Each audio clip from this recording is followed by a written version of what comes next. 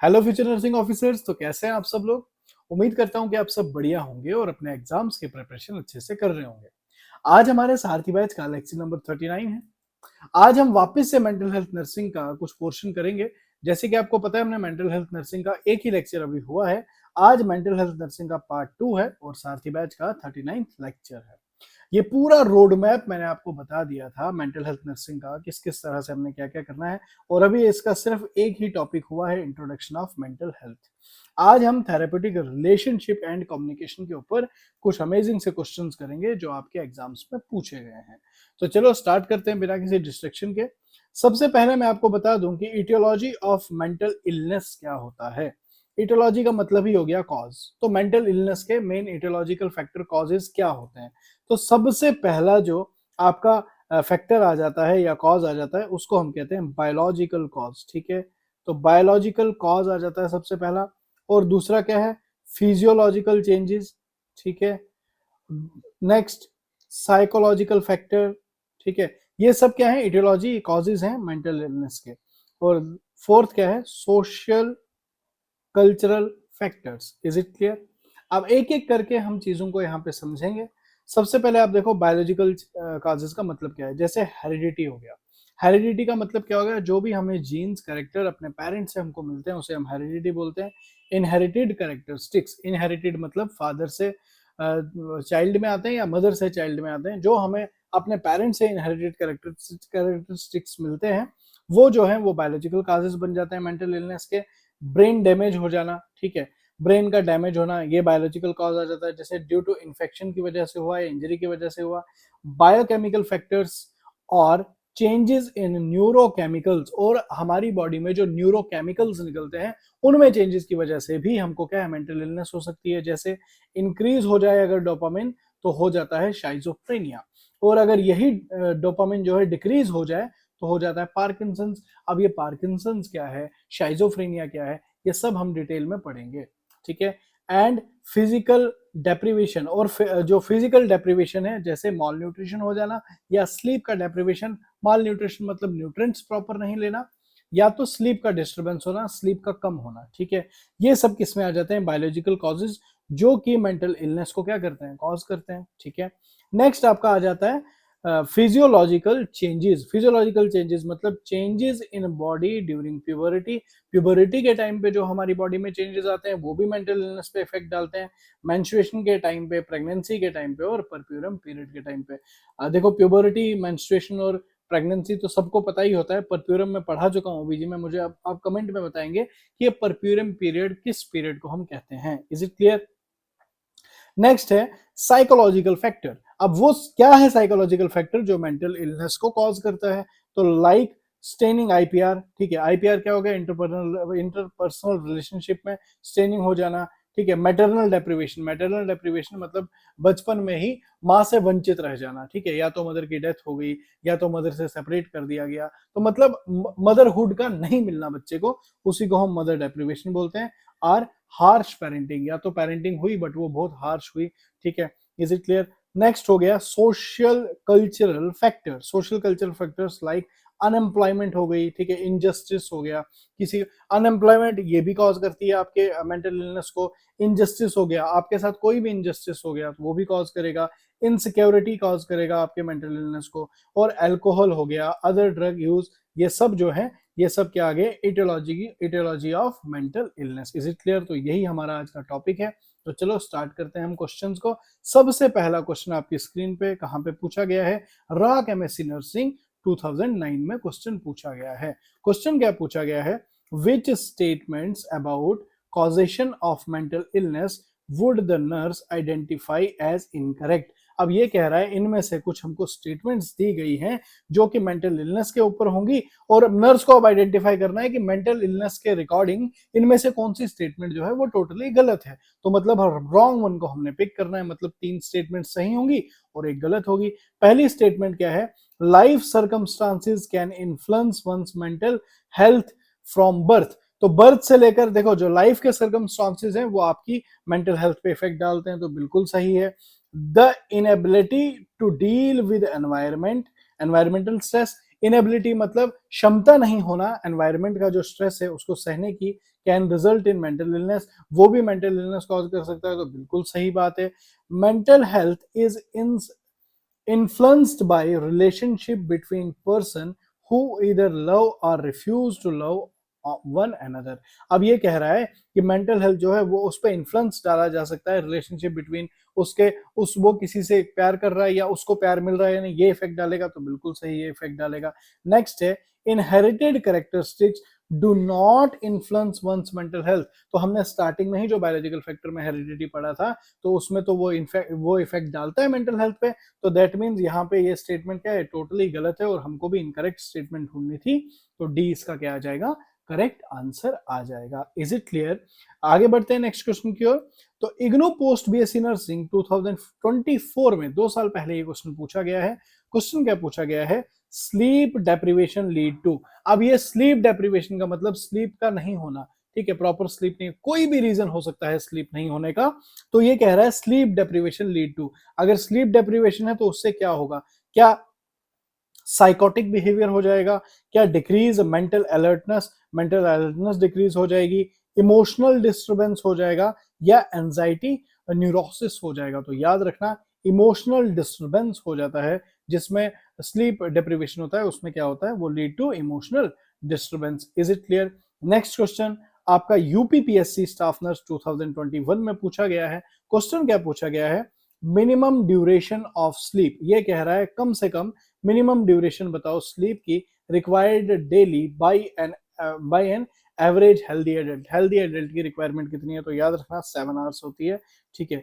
D इसका क्या आ जाएगा, आंसर आ जाएगा। तो देखो क्या लिखा है, एडल्ट शुड स्लीप 7 आवर और मोर, ठीक है। एडल्ट को कितने हैं, 7 घंटे और more hours daily on a regular basis to promote optimal health. आपको पता है जो स्लीप है वो हमारी हेल्थ पे बहुत इफेक्ट करती है, ठीक है। अगर हमारी प्रॉपर स्लीप होगी, हमारा स्लीप साइकिल सही होगा, तो हमारी बॉडी में जो भी हमारा हार्मोनल कंट्रोल है वो प्रॉपर रहेगा, हमारी बॉडी की फंक्शनिंग सही रहेगी और हमारी जो एफिशिएंसी है, कैपेबिलिटी है, वो भी ठीक रहेगी।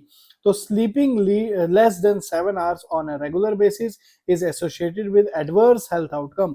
और अगर आप 7 घंटे से कम सो रहे हो तो ये आपकी सेहत पे बहुत ही ड्रास्टिक इफेक्ट डालेंगे, जैसे डायबिटीज हो सकता है, हाइपरटेंशन, ब्लड प्रेशर की प्रॉब्लम हो सकती है, हार्ट डिजीज हो सकती है, आपको दिल की बीमारी हो सकती है, स्ट्रोक हो सकता है, ठीक है, डिप्रेशन हो सकता है, या increase risk of death.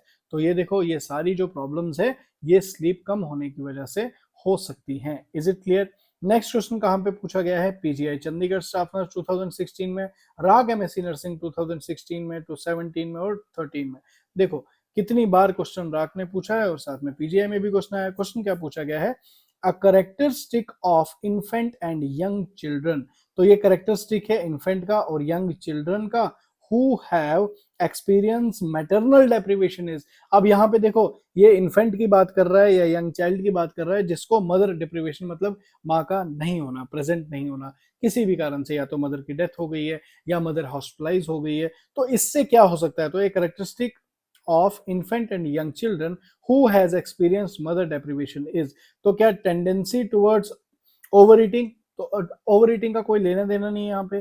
Responsiveness to stimuli, क्या रेस्पॉन्सिवनेस टू स्टिमुलाई होगी, ठीक है। प्रोननेस टू इलनेस या एक्सट्रीम एक्टिविटी, एक्सट्रीम एक्टिविटी तो बिल्कुल नहीं आएगा, और रेस्पॉन्सिवनेस टू स्टिमुलाई ऐसा कुछ नहीं है, ठीक है। टेंडेंसी टुवर्ड ओवर ईटिंग नहीं है, तो यहाँ पे 3 ऑप्शंस को हमने कैंसिल किया, एलिमिनेट किया, और प्रोननेस टू इलनेस इसका आंसर आ जाएगा। प्रोननेस टू इलनेस का मतलब हो गया ये ज्यादातर इसमें क्षमता बीमार होने की रहती है, ठीक है। अब देखो maternal deprivation means the child is derived from maternal stimuli, जो चाइल्ड है उसको, चाइल्ड जो है मैटरनल स्टिमुलाई खत्म हो गया मतलब मदर की प्रेजेंस खत्म हो गई, of mothering caring and affection, जो केयर मिलनी थी, जो अफेक्शन मदर से मिलना था, अटेंशन मिलना था, वो नहीं मिला चाइल्ड को। दिस डेप्रिवेशन में प्रीडिस्पोज फॉर एबनॉर्मल बिहेवियर, ये जो है प्रीडिस्पोज होता है किसके लिए, एबनॉर्मल बिहेवियर के लिए, at a later stage of life. और ये जो कमी है ये लेटर स्टेज ऑफ लाइफ में भी बच्चे में देखी जाएगी, चाइल्ड में देखी जाएगी, जो उसका बिहेवियरल में जो है एबनॉर्मलिटी आएगी इसकी वजह से, मदर डिप्रिवेशन की वजह से, ठीक है। Next question LNJP staff nurse Delhi 2013 में पूछा गया है। क्वेश्चन क्या पूछा गया है, which of the following are risk factor for childhood psychiatric disorder. ये कह रहा है इनमें से बताओ which of the following are risk factor पूछे हैं फॉर चाइल्डहुड साइकेट्रिक डिसऑर्डर के लिए क्या क्या है। देखो सबसे पहले पेरेंटल, मतलब इनमें से आपको रिस्क फैक्टर बताने हैं जिसमें बच्चे में, चाइल्डहुड में, बचपन में साइकेट्रिक डिसऑर्डर होने के चांसेस रहेंगे। तो पहला ऑप्शन क्या है आपके पास, parental psychopathology, parental psychopathology, repeated early separation from parents, पहले ही सेपरेट कर दिया पेरेंट्स से, ये भी इफेक्ट डालेगा। ठीक है, हार्श और इनएडिक्वेट पेरेंटिंग, हार्श है या इनएडिक्वेट पेरेंटिंग है, ये भी इफेक्ट डालेगा। तो ये भी सही, ये भी सही, ये भी सही। तो ऑल ऑफ दी अबव इसका क्या आ जाएगा, आंसर आ जाएगा। नेक्स्ट क्वेश्चन आपकी स्क्रीन पे कहां पे पूछा गया है, इग्नू पोस्ट बेसी नर्सिंग 2017 का क्वेश्चन है। क्वेश्चन क्या पूछा गया है, following are the causes of behavioural problems among children except. अब इनमें से बिहेवियरल प्रॉब्लम बच्चों में है, एक नहीं है, ठीक है, एक्सेप्ट एक को छोड़ के। तो क्या है, parental factor, following are the causes, इनमें से causes, following are the causes of behaviour problem, causes बताओ बिहेवियरल प्रॉब्लम के, इनमें से मतलब following are the behavioural problem के कॉजेज हैं जो हमको दिए गए हैं अमंग चिल्ड्रन में, एक को छोड़ के। तो पहला है पेरेंटल फैक्टर। क्या पेरेंट फैक्टर जो है वो रिस्पॉन्सिबल है, वो कॉजेटिव है बिहेवियरल प्रॉब्लम में? बिल्कुल। अगर पेरेंटिंग प्रॉपर नहीं हुई है या पेरेंट्स ही एब्सेंट है, तो पुअर पेरेंटिंग हुई है तो वो इफेक्ट डाल सकता है बच्चे में, ठीक है, वो डाल सकता है, बिहेवियरल प्रॉब्लम में दिक्कत डाल सकता है। सोशल रिलेशनशिप, सोसाइटी भी इन्वॉल्व है इसमें, सोशल रिलेशनशिप भी आएगा। फैमिली का एनवायरनमेंट तो बहुत मस्त है, फैमिली ही टॉक्सिक है तो बच्चे का बिहेवियर भी तो टॉक्सिक ही होगा।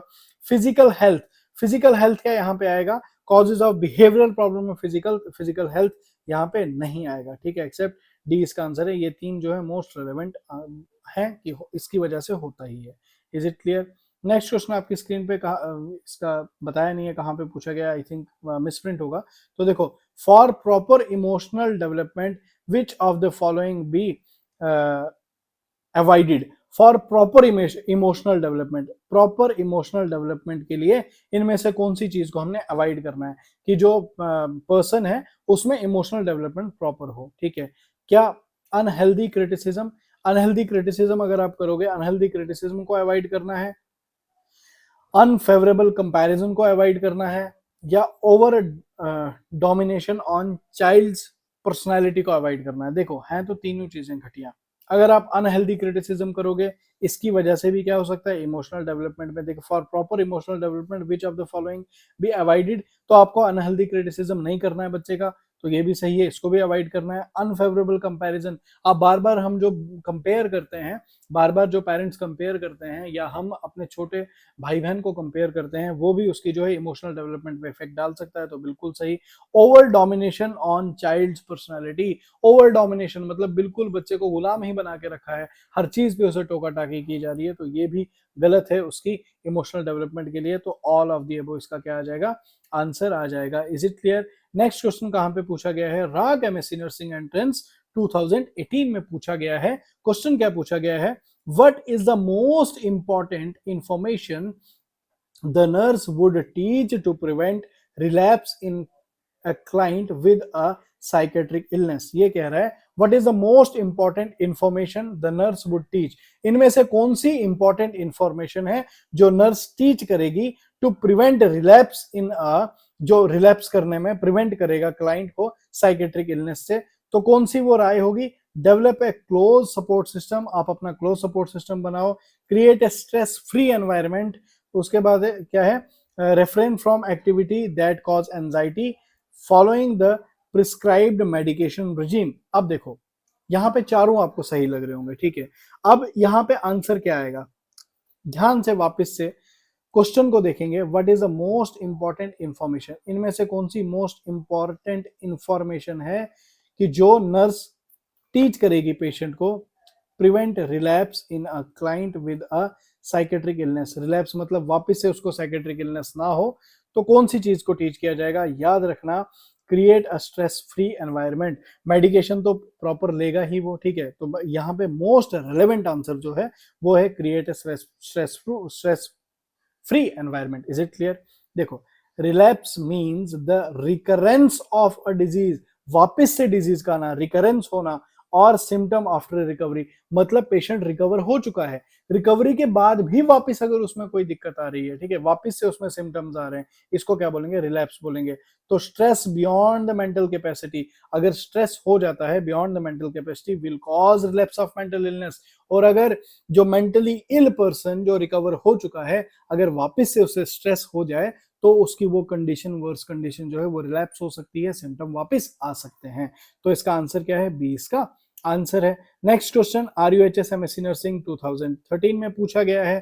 क्वेश्चन क्या पूछा गया है, multiple referrals between psychiatric and other profession is known as, मतलब मल्टीपल रेफरल हो रहे हैं, मतलब पेशेंट को कभी एक फिजिशियन उसके पास भेज रहा है, कभी उसके पास, मतलब प्रॉपरली कोई इसको ट्रीट नहीं कर रहा है, बस रेफरल पे ही चला जा रहा है। तो इसको क्या कहते हैं, इस तरह की जो हरकत है इसको क्या कहा जाता है, तो multiple referral between psychiatrist and other professionals is known as, क्या इसे स्टेरिंग कहा जाएगा, क्या इसे पिंग पोंगिंग कहा जाएगा, क्या इसे गैंगिंग कहा जाएगा, या इसे टॉन्टिंग। टॉन्ट करना तो नहीं कहेंगे, क्योंकि टॉन्ट क्या होता है, बार बार पेशेंट को किसी चीज पे टॉन्ट मारना है ना, तंज कसना, ठीक है। गैंगिंग मतलब गैंग अप करना, ग्रुप बनाना, ऐसा भी नहीं है, ठीक है। स्टेरिंग उसे घूरना, तो ये भी नहीं है, तो इसका क्या आएगा, पिंग पोंगिंग इसका क्या आ जाता है, आंसर आ जाता है। तो याद रखना, ping ponging is unethical practice, ये एक अनएथिकल प्रैक्टिस है of repeatedly passing a patient from one physician to another physician and again to a third party payer. Is it clear? तो मतलब बार बार पेशेंट को बस यहां से वहीं हम नचा रहे हैं, तो इसे पिंग पोंगिंग कहते हैं। Is it clear? Next question IGNOU post basic nursing 2012 में पूछा गया है। क्वेश्चन क्या पूछा गया है, sign of circle in family genogram indicate. ये तो बहुत इंपॉर्टेंट क्वेश्चन और बहुत इजी क्वेश्चन है। ये कह रहा है जो हम जीनोग्राम फैमिली ट्री बनाते हैं उसमें जो साइन ऑफ सर्कल होता है वो किसका होता है, तो आपको पता है फीमेल के लिए होता है। जो स्क्वायर होता है वो किसके लिए होता है, मेल के लिए होता है।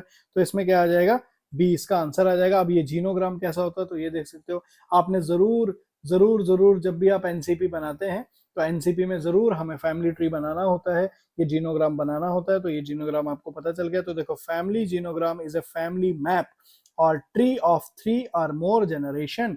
ये फैमिली ट्री या फैमिली जीनोग्राम जो है ये क्या होता है, ये लगभग 3 जनरेशन या 3 जनरेशन से ज्यादा का होता है, जो कि रिपोर्ट करता है, that report relationship death occupation and health and illness is history. इसमें क्या क्या आ जाता है, आपके रिलेशनशिप, डेथ, ऑक्यूपेशंस और हेल्थ और उसकी इलनेस की हिस्ट्री होती है। Sign of circle in genogram indicate female and square indicate male. तो याद रखना, स्क्वायर मेल होता है और मेल का साइन कैसा होता है, ये मेल का साइन है, और सर्कल जो है वो फीमेल है और फीमेल का साइन क्या होता है, इस तरह से होता है। Is it clear? ये मेल है, ये फीमेल है। क्या समझ आ गया? ठीक है, आगे बढ़ते हैं। अब अगला क्वेश्चन जो है आपको होमवर्क में दिया जा रहा है, इस क्वेश्चन को पढ़ो, इसका आंसर करो, कॉज इसको मैं पहले ही कहीं पे समझा चुका हूँ, तभी आपको पूछा गया है। नेक्स्ट क्वेश्चन कहाँ पे पूछा गया है, RUHS पोस्ट बेसिक नर्सिंग 2019 में क्वेश्चन पूछा गया है। क्वेश्चन क्या पूछा गया है, which term refer to science that deal with promotion of mental health. अब ये कह रहा है इनमें से बताओ कौन सी टर्म जो है वो रेफर की जाती है प्रमोशन करने के लिए मेंटल हेल्थ के लिए और प्रिवेंशन ऑफ मेंटल इलनेस। मतलब मेंटल हेल्थ को प्रमोट किया जा रहा है, मेंटल हेल्थ के ऊपर बातचीत की जा रही है, और जो मेंटली इल पर्सन है उनको, उनका जो है प्रिवेंशन किया जा रहा है, उनको ठीक किया जा रहा है। ये कौन सी साइंस है, ठीक है। Which term refer to science that deal with the promotion of mental health and prevention of mental illness through the application of psychiatric and psychology।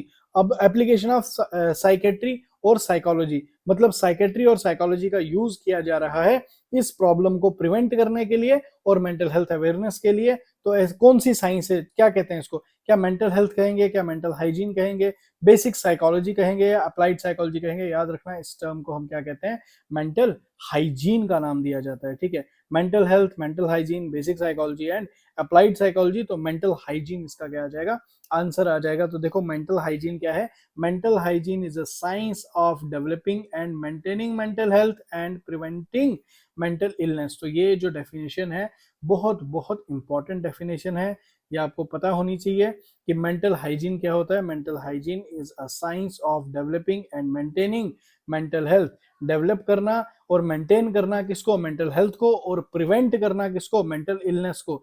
It refer to daily activity that support and maintain mental health, और ये refer करता है daily activity को, आपकी वो activity जो आपकी mental health को क्या करे, सपोर्ट करे और साथ में मेंटेन भी करे। क्या समझ आ गया? यहां तक बात समझ आ गई? देखो, जो साइकेट्री है, जो मेंटल हेल्थ नर्सिंग है, ये इसको मैं एक चीज बताऊं, ये बहुत इजी हो जाती है तब जब आपको इसके हर एक कॉन्सेप्ट समझ आ रहे हो। और जो मेंटल हेल्थ नर्सिंग है, ये सारा बेस्ड होता है टर्मिनोलॉजी पे, ठीक है। अगर आपकी टर्मिनोलॉजी क्लियर है, अगर आपके बेसिक फंडे क्लियर है, तो जो आंसर है वो बिल्कुल आसान हो जाता है। और अगर आपने साइकेट्रिक नर्सिंग को, मेंटल हेल्थ नर्सिंग को बार बार रिवाइज नहीं किया, टर्मिनोलॉजीज को ध्यान से नहीं पढ़ा, ध्यान से चीजों को नहीं पढ़ा, तो मोस्ट यहाँ पे सबसे ज्यादा चांसेस आंसर गलत होने के हो जाते हैं। कॉज होता क्या है, यहाँ पे बहुत क्लोज क्लोज आंसर्स होते हैं, और वो क्लोज क्लोज आंसर्स अगर हमने प्रॉपरली नहीं पढ़ा है, अगर हमने सही तरीके से कॉन्सेप्ट को नहीं समझा है, बेसिक से नहीं समझा है, और अगर हमने रिवाइज ढंग से नहीं किया है, तो हमारा एग्जाम टाइम पे कंफ्यूजन बहुत ज्यादा क्रिएट हो जाता है। अगर कंफ्यूजन नहीं क्रिएट होता है, तो हम डायरेक्टली गलत आंसर को टिक करके आते हैं, अगर हमने इसका रिवाइज ढंग से नहीं किया होता है। तो इसलिए जो मेंटल हेल्थ नर्सिंग आपको पढ़ाई जा रही है, इन लेक्चर्स को आपने काफी ध्यान से देखना है, बहुत बारीकी से चीजों को समझने की कोशिश करनी है। कोशिश करो कि हेडफोन्स लगा के रखो, क्योंकि यहाँ पे आपकी कंसंट्रेशन अच्छे से चाहिए, क्योंकि ये जो है यहाँ पे बस कहानियों की बात है ना, कहानियों की तरह मेंटल हेल्थ को हमने समझना है। कॉज यहाँ पे कोई ऑर्गन और वो सब एनाटॉमी फिजियोलॉजी यहाँ पे आपको उतनी पढ़ाई नहीं जाती है, ठीक है। तो इसलिए ध्यान से चीजों को समझो और आगे बढ़ो। नेक्स्ट क्वेश्चन DSSB में आया हुआ है 2015 में। क्वेश्चन कहाँ पे पूछा गया है, DSSB में क्वेश्चन क्या पूछा गया है, तो देखो, temporary discharge of the patient from the psychiatric hospital is refer to. अगर हम टेम्परेरी साइकेट्रिक हॉस्पिटल से डिस्चार्ज दे रहे हैं एक मेंटल इल पर्सन को, एक साइकेट्रिक पेशेंट को, तो उस टर्म को क्या कहते हैं? क्या उसको पेरोल कहते हैं, क्या उसको एब्सकॉन्ड कहते हैं, क्या इसको टर्मिनेशन कहते हैं, क्या इसको एस्केप? एस्केप तो हो गया भागना, ये तो बिल्कुल नहीं आएगा। एब्सकॉन्ड आएगा क्या? एब्सकॉन्ड भी हो गया, बिना इन्फॉर्म किए चले जाना। तो टर्मिनेशन आएगा क्या? टर्मिनेशन तो नहीं आएगा, यहाँ पे पेरोल आएगा। आपने देखा होगा मूवीज में कि जेल से पेशेंट को छोड़ा, पेरोल पे छोड़ा है ना, बेल पे छोड़ा है, पेरोल। तो पेरोल क्या होगा? एक साइकेट्रिक सेटिंग से एक साइकेट्रिक पेशेंट को किसी वजह से, अब फंक्शन हो सकता है फैमिली में, कुछ भी हो सकता है, तो पेरोल पे कुछ दिन के लिए घर छोड़ा जाएगा। तो देखो क्या, parole is a temporary discharge of the patient. ये टेम्परेरी डिस्चार्ज होता है, परमानेंट डिस्चार्ज नहीं होता। From the psychiatric hospital to perform certain rituals, कोई रिचुअल होगा घर में, कोई रीत निभानी होगी, और to attend certain family functions, या कोई फैमिली फंक्शन है उसके लिए रिक्वेस्ट की गई है कि हमारे पेशेंट को जो है पेरोल पे छोड़ा जाए। Abscond means leave the hospital without any information to the hospital authority. तो एब्सकॉन्ड क्या हो गया? बिना हॉस्पिटल अथॉरिटी को बताए, बिना कुछ बताए वहां से भाग जाना। Is it clear? Next question कहां पे पूछा गया है? एम्स नर्सिंग, ये सॉरी DSSB नर्सिंग ऑफिसर अगस्त 2019 में क्वेश्चन पूछा गया। आप तब तक क्वेश्चन को रीड करो, तब तक मैं पानी पी लेता हूं।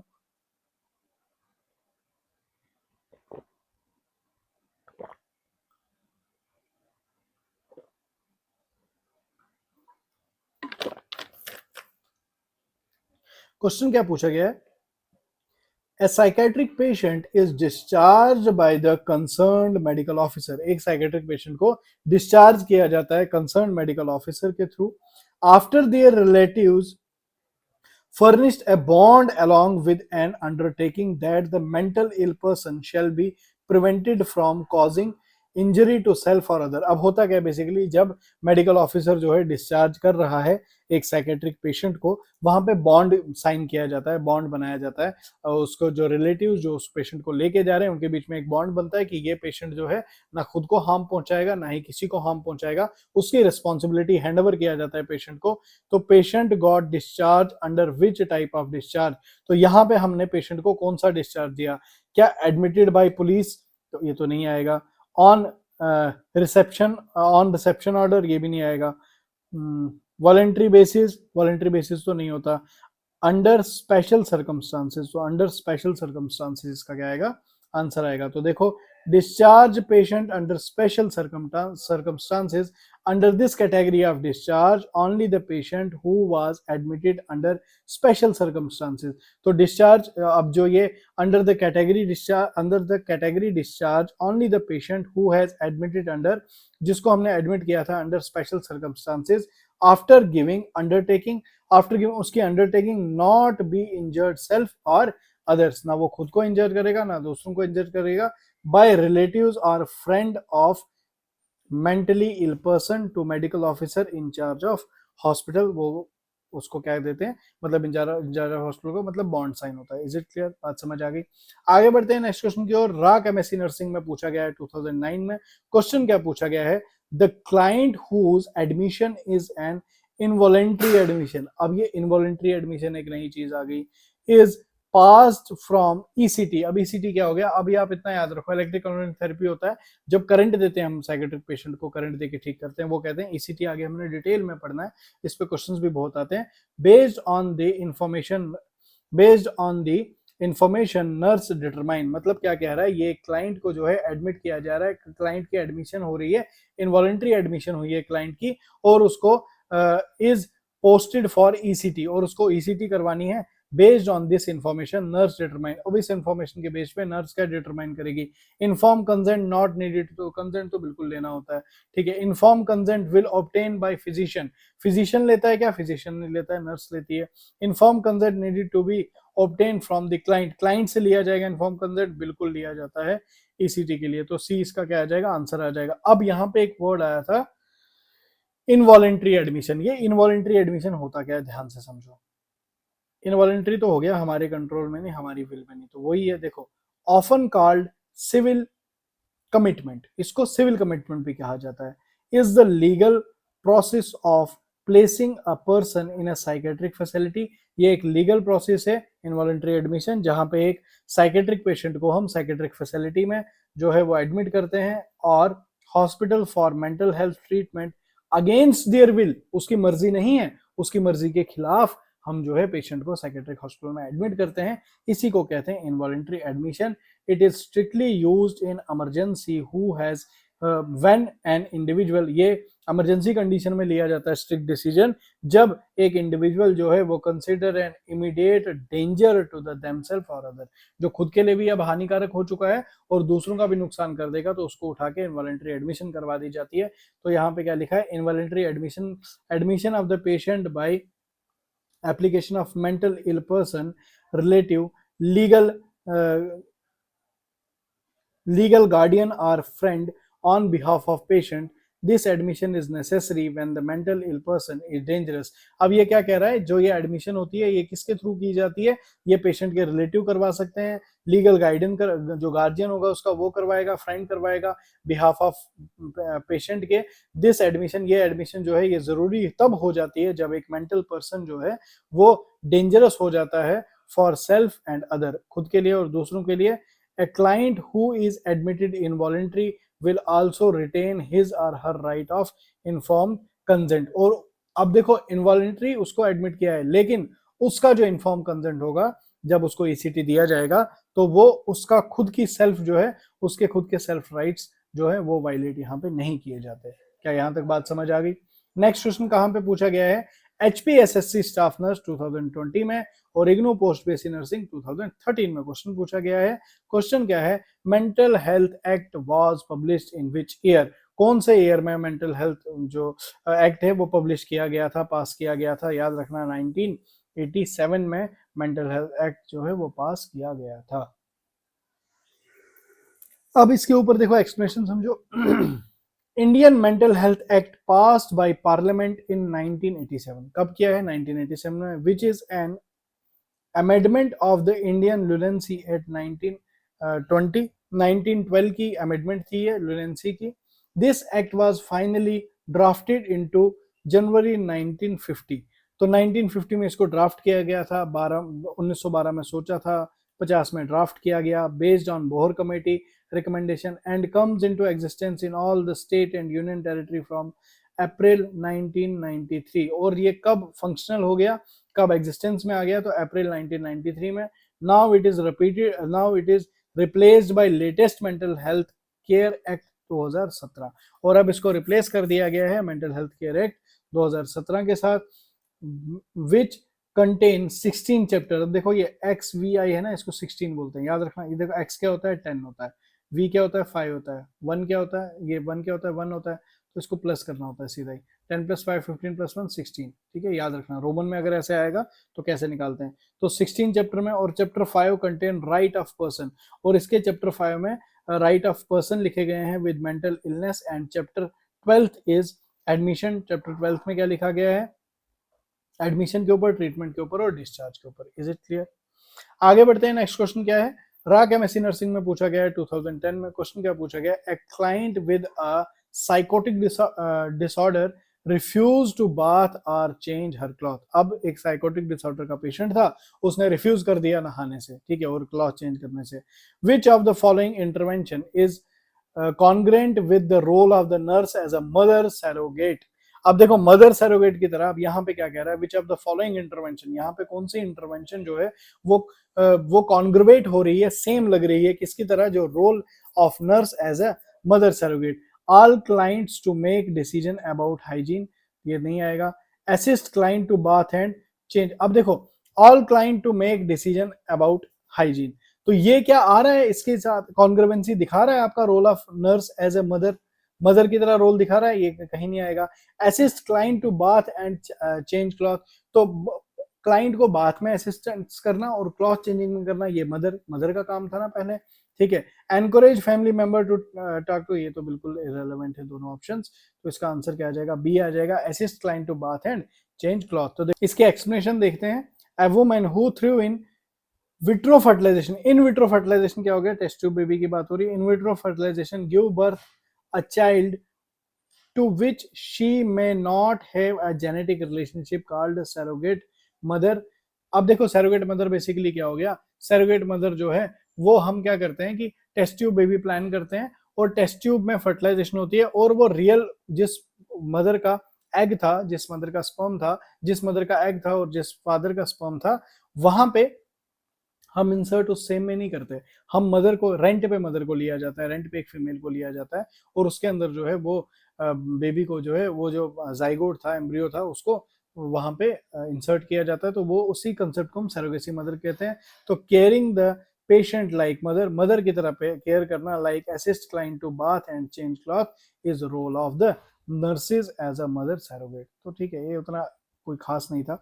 नेक्स्ट आपका इग्नू पोस्ट बेसिक नर्सिंग में आया हुआ है 2024 में। क्वेश्चन क्या पूछा गया? Ability to understand self behaviour and emotion. अपने बिहेवियर को और अपने इमोशंस को समझने की जो क्षमता है उसे क्या कहते हैं? याद रखना, इनसाइट कहते हैं इसी को, ठीक है, इसको क्या कहते हैं? इनसाइट। अगर आप अपने आप के बिहेवियर को ही समझ नहीं पा रहे हो, ठीक है, अपने इमोशंस को ही समझ नहीं पा रहे हो, तो मतलब आपका इनसाइट लो है। Is it clear? तो देखो इनसाइट का मतलब क्या हो गया? अंडरस्टैंड ऑफ ट्रू, रियल और objective reality of one self, अपनी, एंड ऑफ वन सर्कमस्टांसेस, अपने सर्कमस्टांसेस की रियलिटी का पता होना, अवगत होना उनसे। ए कैपेसिटी, और क्या कहते हैं इसको? A capacity to understand one's disturbance in thought and feeling. उसका जो है जो डिस्ट्रीब्यूशन है थॉट्स का और फीलिंग का, ये कैपेसिटी है। A capacity to understand one's distribution in thought and feeling, इसको क्या कहते हैं? इनसाइट कहते हैं। Is it clear? Next question IGNOU post BSc nursing 2017 में पूछा गया है। क्वेश्चन क्या है? द बेसिक डिफरेंस बिटवीन साइकोसिस एंड न्यूरोसिस। मैं पहले लेक्चर में भी शायद बता चुका हूं आपको। न्यूरोसिस माइनर होती है जिसमें इनसाइट प्रेजेंट होती है, और साइकोसिस जो है मेजर साइकोलॉजिकल डिसऑर्डर होता है, मेंटल डिसऑर्डर होता है, जिसमें इनसाइट आपकी एब्सेंट होती है। तो क्या आएगा इसमें? देखो clinical feature, the basic difference between, क्या क्लिनिकल फीचर का डिफरेंस है, सिवियरिटी का डिफरेंस है, या इनसाइट का डिफरेंस है? इनसाइट का डिफरेंस है। Is it clear? तो देखो बेसिक डिफरेंस बिटवीन साइकोसिस and neurosis is that insight present in neurosis, neurosis में अवेयर होता है रियलिटी से patient, and insight absent in साइकोसिस, loss of touch and reality in the client, तो उसमें लॉस हो जाता है रियलिटी का। अब नेक्स्ट क्वेश्चन आपको होमवर्क में दिया जा रहा है, क्वेश्चन को पढ़ो, इधर इसका आंसर करो। इजी है कॉज मैंने पीछे ही इसकी एक्सप्लेनेशन दे दी है, तो आप देख सकते हो। नेक्स्ट क्वेश्चन एम्स जोधपुर में पूछा गया है 2008 में। क्वेश्चन क्या है? The chief distributing feature of psychotic disorder is, देखो distinguishing, sorry, the chief distinguishing feature of psychotic disorder is. अब साइकोटिक डिसऑर्डर का फीचर बताना है आपको। ओवरवेलमिंग एंजाइटी, ठीक है। Next anti social conduct, observing behaviour, confusion between fantasy and reality, इसका आएगा। अब जो चीफ डिस्टिंग्विश होता है chief distinguish feature of psychotic disorder is confusion between fantasy और रियलिटी, मतलब इनसाइट एब्सेंट है, बेसिकली इनसाइट के ऊपर बात हो रही है। तो साइकोसिस is defined as gross impairment in reality testing, तो उसमें इंपेयरमेंट आ जाती है, रियलिटी टेस्टिंग में इंपेयरमेंट आ गई, रियलिटी का पता नहीं चल रहा है। Mark disturbance in personality with impaired functioning, उसमें डिस्टर्बेंस हो जाता है पर्सनैलिटी का और फंक्शनिंग इम्पेयर्ड हो जाती है। And presence of symptom like delusion, उसमें डिल्यूजन के सिम्टम्स आते हैं, हेलुसिनेशन होती है। Chief distribution feature of psychotic disorder is the confusion between real and fantasy, और जो चीफ डिस्टिंग्विश होती है, distinguishing feature of psychotic disorder is confusion between real and fantasy, not real due to absence of insight, क्योंकि absence of insight थी, पहले मैंने बता दिया आपको ये। नेक्स्ट क्वेश्चन आपका जीएमसी बारामूला में पूछा गया है 2023 में। क्वेश्चन क्या है, what is the primary goal of community mental health nurse, primary goal क्या है कम्युनिटी हेल्थ नर्स का, provide psychiatric hospital care, preventing mental disorder in community health. हाँ, कम्युनिटी आ गया ना, तो कम्युनिटी का कम्युनिटी हेल्थ जो नर्स होगी उसका क्या होगा, preventing mental disorder in community health. Is it clear? Answer B इसका आएगा। तो primary goal of community mental health nursing is preventing mental illness and promoting maintaining mental health in the people of community. Is it clear? NVS female staff nurse 2022 का question है। Question क्या पूछा गया है, who proposed model of preventing psychiatric in community mental health nursing. अब ये कह रहा है कि किसने प्रपोज किया था model of preventive psychiatry, preventive psychiatry mental health में किसने प्रपोज किया था, तो आपको सीधा नाम याद रखना है, गैरलिन कैप्लिन। ठीक है, GERALD, गर्ल्ड कैप्लिन पढ़ो, गैरलिन कैप्लिन पढ़ो, जो आपने प्रोनाउंस करना है। तो देखो इन 1960, कब 1960, ए साइकेट्रिस्ट गैरलिन Caplan described level of prevention, ठीक है, specific to mental disorder. Is it clear? अब देखो ये आज हमारी सिचुएशन है, हम क्या कर रहे हैं, रात रात बैठे हुए हैं, ठीक है, ये आप या तो अपने पीजी में हो या अपने रूम में हो, इसी तरह से आप फ्यूचर नर्सिंग ऑफिसर आप तैयारी कर रहे हो, पढ़ाई कर रहे हो, तो फ्यूचर नर्सिंग ऑफिसर जो है वो लोड हो रहा है। अभी तक आपने ये पूरा लेक्चर देखा, एक सीक्वेंस में देखा, ध्यान से देखा, कुछ पॉइंट्स को आपने नोट भी किया, ठीक है। तो अभी बेशक आपकी शक्ल जो है इसकी तरह थकी हुई है, यहाँ पे जो स्टूडेंट है थकी हारी हुई है, बट याद रखना अभी स्ट्रगल है, ठीक है, ये मेन है, पर एक दिन व्हाइट कोट में रिस्पेक्ट भी होगी। अभी जो स्ट्रगल चल रहा है, अभी जो आप मेहनत कर रहे हो, जरूर जरूर जरूर इसका फल आपको ऊपर वाला जरूर देगा। जो अभी आप सेक्रीफाइसेस कर रहे हो, फंक्शन अटेंड नहीं करना, है ना, बहुत सारी चीजों में आप सेक्रीफाइस कर रहे हो, घूम नहीं रहे हो, बस पढ़ाई कर रहे हो, तो ये सब किसके लिए? ये बस नर्सिंग ऑफिसर बनने के लिए। कॉज ये वाला जो टाइम है ना, जो टाइम फ्रेम स्ट्रगल वाला होता है, पढ़ाई वाला होता है, मेहनत वाला होता है, इस टाइम पे हम बहुत सारे सेक्रीफाइसेस करते हैं, हर चीज को नजरअंदाज करते हैं, बस सिर्फ फोकस होता है तो वो पढ़ाई पे होता है और अपनी सिलेक्शन पे होता है। तो याद रखना, ये जिसने इस टाइम पे मेंटेन कर लिया अपने आप को, कंसिस्टेंसी रख ली, रिवीजन प्रॉपर कर लिया, वो जरूर एक दिन नर्सिंग ऑफिसर बनेगा। तो इस टाइम पे हम जो है फ्यूचर नर्सिंग ऑफिसर के लोडिंग में है, फ्यूचर नर्स के लोड में है, आगे जाके हम नर्सिंग ऑफिसर भी जरूर बनेंगे। ठीक है, लास्ट पे एक चीज मैं आपको बता दूं, पीआर यादव सारथी बैच, यहाँ पे 3 प्लेटफॉर्म आपको मैंने पहले भी बताया है, पीएनडब्ल्यू ऑफिशियल के नाम से इंस्टा पेज है, उसके बाद पीएनडब्ल्यू ऑफिशियल के नाम से व्हाट्सएप पेज है, ठीक है, व्हाट्सएप चैनल है, और पीएनडब्ल्यू ऑफिशियल के नाम से टेलीग्राम है। तो टेलीग्राम को भी ज्वाइन करो, व्हाट्सएप को भी ज्वाइन करो, और साथ में इंस्टा तो जरूर ज्वाइन करो, क्योंकि यहाँ पे इस तरह से देखो ये रील्स आती हैं जिसमें शॉर्ट शॉर्ट नोट्स होते हैं, बहुत इंपॉर्टेंट टॉपिक्स के नोट्स हम यहाँ पे शॉर्ट शॉर्ट करके चलाते हैं। व्हाट्सएप चैनल पे आपको रोज रोज क्वेश्चंस मिलते हैं, हर दिन क्वेश्चन यहाँ पे अपडेट होते हैं, हर दिन मॉर्निंग में अलग अलग तरह के क्वेश्चन डाले जाते हैं, तो वहां से आप अपडेटेड रहोगे। और कुछ भी जो एक्टिविटी हम पीएनडब्ल्यू फैमिली करने की सोचते हैं, या कुछ भी नई अपडेट होती है, वो आपको व्हाट्सएप और टेलीग्राम पे देखने को मिलती है। और टेलीग्राम जो है इन फ्यूचर जो नोट्स या कुछ भी हम प्रोवाइड करवाना चाहें, वो हम टेलीग्राम पे देते हैं, तो इसलिए टेलीग्राम और व्हाट्सएप और साथ में इंस्टा। तो तीनों जगहों पे आपको टेलीग्राम पे फॉलो करना है, व्हाट्सएप और इंस्टा पे ज्वाइन हो जाओ, क्योंकि साथ मिलके हम एक कम्युनिटी, एक स्ट्रॉन्ग कम्युनिटी बनाना चाहते हैं जो कि नर्सिंग ऑफिसर प्रोड्यूस करने की फैक्ट्री बन जाए। अब एक चीज आपने ध्यान रखनी है, तो जितना हो सके इन वीडियोस को आपने शेयर भी करना है, ठीक है। बहुत सारे स्टूडेंट हैं जिनके बहुत प्यारे प्यारे कमेंट्स रेगुलरली आते हैं। कुछ स्टूडेंट तो इतने अमेजिंग है कि व्हाट्सएप पे भी मैं उनके रिएक्शंस देखता हूँ, सबसे पहले उनके रिएक्शंस होते हैं। उसके अलावा जो भी एक्टिविटी चैनल पे होती है, इवन व्हाट्सएप पे जो क्वेश्चंस आए या यूट्यूब पे जो पोस्ट, कम्युनिटी पोस्ट में हम क्वेश्चंस डालते हैं, ठीक है, उसके अलावा टेलीग्राम पे क्वेश्चंस आते हैं, और व्हाट्सएप पे ये यूट्यूब पे जैसे ही लेक्चर आता है उनके कमेंट्स, तो कुछ ऐसे सिंसियर स्टूडेंट्स हैं। गॉड ब्लेस यू बेटा, आपका जरूर सिलेक्शन होगा, कॉज जो आप डेडिकेशन वर्चुअली दिखा रहे हो ना, क्योंकि यहाँ पे वर्चुअल क्लास है, जिस फोन से दुनिया डिस्ट्रैक्टेड है उसी फोन को पकड़ के तुम पढ़ रहे हो और मेहनत कर रहे हो, वर्चुअली इतने सिंसियर हो, तो तुम्हारा ही सिलेक्शन होगा, तुम ही डिजर्व करते हो। बस इसी तरह से मेहनत करते रहो, जरूर एक दिन तुम्हारा सिलेक्शन होगा। कैसा लगा आपको ये वीडियो, कमेंट सेक्शन में जरूर बताएं। मिलते हैं अपने नेक्स्ट लेक्चर में, तब तक के लिए thank you so much, God bless you, best of luck.